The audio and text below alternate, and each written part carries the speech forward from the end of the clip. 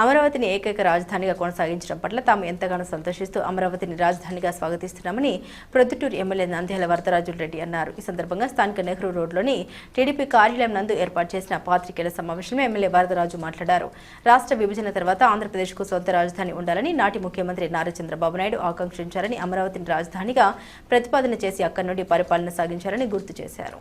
సమైక్య ఆంధ్రప్రదేశ్ నుంచి ఆంధ్రప్రదేశ్ తెలంగాణ రెండు రాష్ట్రాలుగా విడిపోయిన తర్వాత అప్పుడు కొంతకాలం హైదరాబాద్లోనే ఉండాలనుకునేటప్పటికీ కూడా మరి ఎన్ని రోజులున్నా కూడా మనం బయటికి 10 సంవత్సరాలు హైదరాబాద్లో మనం ఉండేదానికి కూడా కేంద్ర ప్రభుత్వము బిల్లులో రూపొందించడం జరిగింది. ఆ బిల్లు మేరకు కొంతకాలం ఉండే తర్వాత ఎప్పటికైనా మన రాజధాని మనం కట్టుకోవాల్సిందే కదా, ఎంతకాలం అని ఉంటే అలా ఉపయోగమే ఉందని ఒక మంచి ఆలోచనతో చంద్రబాబు నాయుడు 2015 ఆ ప్రాంతంలో విజయవాడకు వచ్చి తాత్కాలిక రాజధానిని ఏర్పాటు చేసుకొని ఇప్పుడు ఉండబడిన రాజధాని విజయవాడలో ఇప్పుడు వెలగపూడిలో ఉంది రాజధాని. ఆ రాజధానిని ఏర్పాటు చేసుకొని పరిపాలన సాగిస్తూ ఉండడం జరిగింది. తర్వాత ముఖ్యమంత్రిగా 2019 వరకు ఉన్నాడు కాబట్టి ఆ రాజధానిని అమరావతిలోనే నిర్మాణం చేయాలని మరి అందరూ ప్రజాభిప్రాయం మేరకు అప్పుడు ఉండబడిన జగన్మోహన్ రెడ్డి గారు ప్రతిపక్ష లీడర్గా ఉండబడిన ఆయన అభిప్రాయం కూడా రాజధానిని అమరావతిలోనే నిర్మించాలని ఆయన కూడా చెప్పడం జరిగింది. అప్పుడు ఉండబడిన దాని ప్రకారము అన్నిటికంటే సెంటర్ పాయింట్ ఉంది. అట్లా శ్రీకాకుళానికి, ఇట్లా చిత్తూరుకి కానీ, ఇట్లా అనంతపురానికి కానీ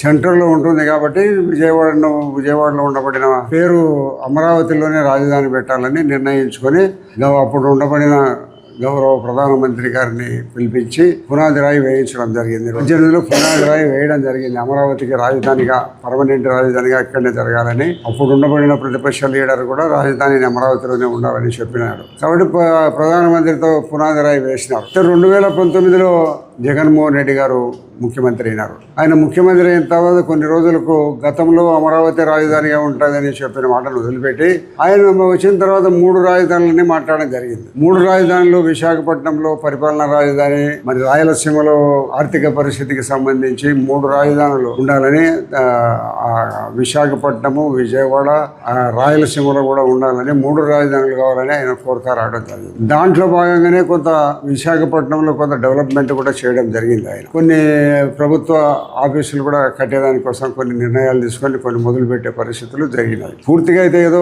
ఒకటి కట్టినాడు, ఏదో ప్యాలెస్ ఒకటి కట్టినాడు తప్పక మిగతా అన్ని నిర్మాణ దశలో అయితేనే ఉన్నాయి. ఇప్పుడు మళ్ళా కూటమి ప్రభుత్వం వచ్చిన తర్వాత మళ్ళీ భారీ స్థాయిలో అంటే 2028కే ఇక్కడ ఈ రాజధాని పూర్తి స్థాయిలో నిర్మించాలనే గౌరవ ముఖ్యమంత్రి గారు కేంద్ర ప్రభుత్వం నుంచి నిధులు తీసుకొని వచ్చి కేంద్రం కూడా సహాయం చేయడం జరుగుతుంది ఇక్కడ రాజధానికి.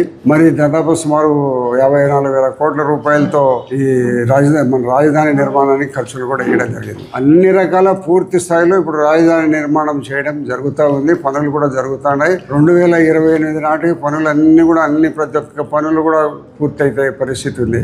ఎమ్మెల్యే క్వార్టర్స్ కూడా ఒక 7-8 నెలల కాలంలో ఎమ్మెల్యేలకు క్వార్టర్స్ కూడా వేయాలనుకుంటున్నారు. ఇది అసెంబ్లీ కూడా కొత్తగా నిర్మాణం చేయడం జరుగుతుంది. అసెంబ్లీ 2 జరుగుతున్నాయి. ఎమ్మెల్యేకు, శాసన మండలికి 2 కూడా వేయడం జరుగుతుంది. అయితే ఇది ఒక చట్టబద్ధత చేయాలనే ఒక ఉద్దేశంతో గౌరవ ముఖ్యమంత్రి చంద్రబాబు నాయుడు గారు పోయిన నెల 28వ తారీఖున ఒక అసెంబ్లీలో సమావేశం ఏర్పాటు చేసి వెలగపూడిలోనే అమరావతిని నిర్మాణం చేయాలనే దాని గురించి పనులు జరుగుతున్నాయి. కూడా భవిష్యత్తులో ఎక్కడ కూడా దీని మార్పు చేర్పులు అనేది లేకుండా అమరావతిలోనే రాజధాని నిర్మాణం చేయాలని శాసనసభ సమావేశపరిచి ఏకగ్రీవ తీర్మానం చేయడం జరిగింది. ఆ ఏకగ్రీవ తీర్మానానికి కేంద్ర ప్రభుత్వంకి పంపించడం జరిగింది. ఈరోజు కేంద్రంలో కూడా, పార్లమెంట్లో కూడా అమరావతిలోనే రాజధాని ఉండాలనే ఒక తీర్మానం చట్టాన్ని చేయబోతూ ఉన్నారు పార్లమెంట్లో. బహుశా సాయంత్రానికల్లా పార్లమెంటులో మన రాజధాని బిల్లు పాస్ అవుతుంది. తర్వాత 2-3 రోజుల్లో జీవో వచ్చే పరిస్థితి ఉంటుంది. కాబట్టి మరి ఏది ఏమైనప్పటికీ కూడా రాజధాని నిర్మాణము అమరావతిలోనే జరుగుతుంది. పూర్వం దేవతలంతా ప్రాంతాల్లోనే పర్యటించినారు. అమరావతికి రాజులు కూడా పరిపాలన చేయడం జరిగింది. కానీ అటువంటి మంచి స్థలంలో రాజధాని నిర్మాణం చేయాలని అనుకోవడం అనేది మంచి సాంప్రదాయం. మేము శాసనసభలో ఆమోదం చేసి పార్లమెంటుకు పంపించిన బిల్లును పార్లమెంటులో ఈరోజు చట్టం కాబోతా ఉంది. చట్టం కాకపోతే దానికి మేమందరం గర్విస్తూ ఏకైక రాజధాని అమరావతిగానే ఉంటుందనేది భవిష్యత్తులో జరగబోయే కాలంలో ఏకైక రాజధాని అమరావతి ఎక్కడ ఎవరు కూడా మాట్లాడేదానికి కానీ చేసేదానికి కానీ వీల్లేని పరిస్థితుల్లో పూర్తి స్థాయిలో చట్టబద్ధత కల్పించడం జరుగుతుంది.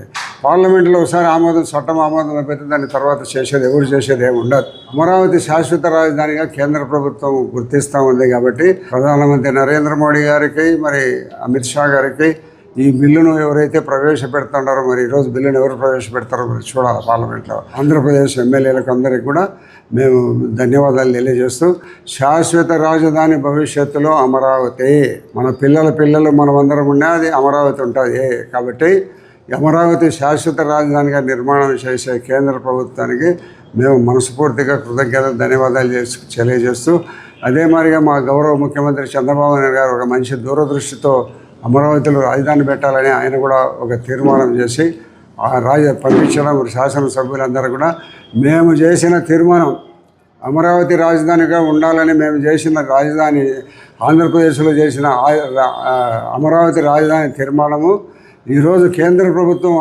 ఆమోదిస్తుంది కాబట్టి మేము కూడా పూర్తి సంతోషంగా దానిని స్వాగతిస్తున్నాం.